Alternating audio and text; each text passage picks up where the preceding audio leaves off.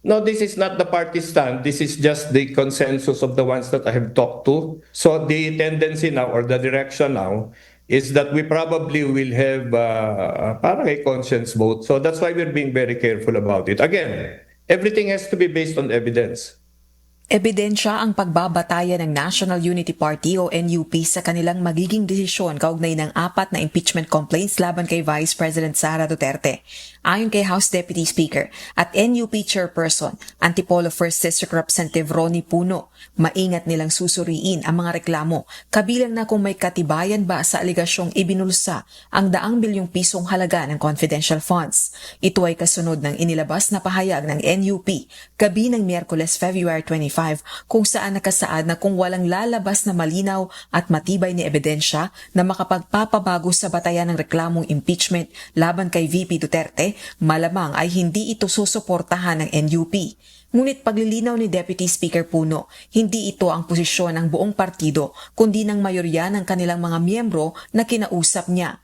May sariling desisyon din anya ang bawat NUP member at boboto batay sa konsensya.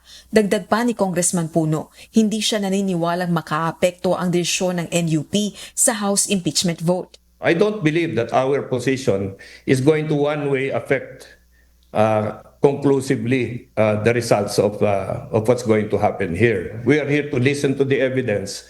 If there is evidence that links the Vice President to any liability, then we will vote accordingly. If there is none, we will also vote accordingly.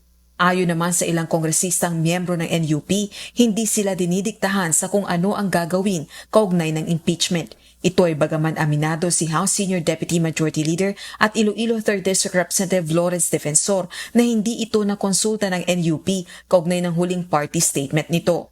I'm not aware of any specific party statement or official statement from the party. I'm just happy that for as long as I have been a member of the NUP, they have respected my independence when it comes to national issues. Wala namang party order na parang lahat tayo dapat hindi bumoto.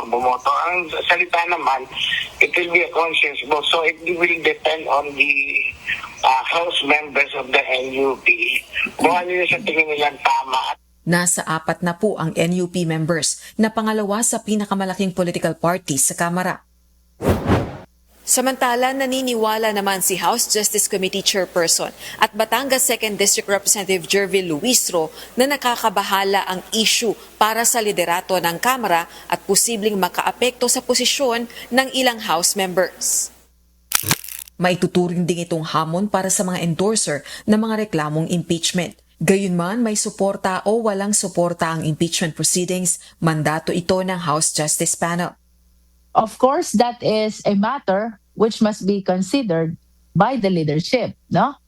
And with respect to the Justice Committee, again, regardless of the support or lack of support that the impeachment process is receiving from the House members or even from the party leadership or from the national parties, that is apart from our concern really as members of the Justice Committee. Samantala, dumistansya naman ang Malacanang sa usaping ito. Decision po nila yan. May kalayaan po sila mag-decide. Hindi naman po sila sinasaklawan ng ating Pangulo at ng administrasyon na ito. Kung ano po yung decision nila, malamang yun po yung nakikita nilang magiging magandang aksyon para sa kanilang political party.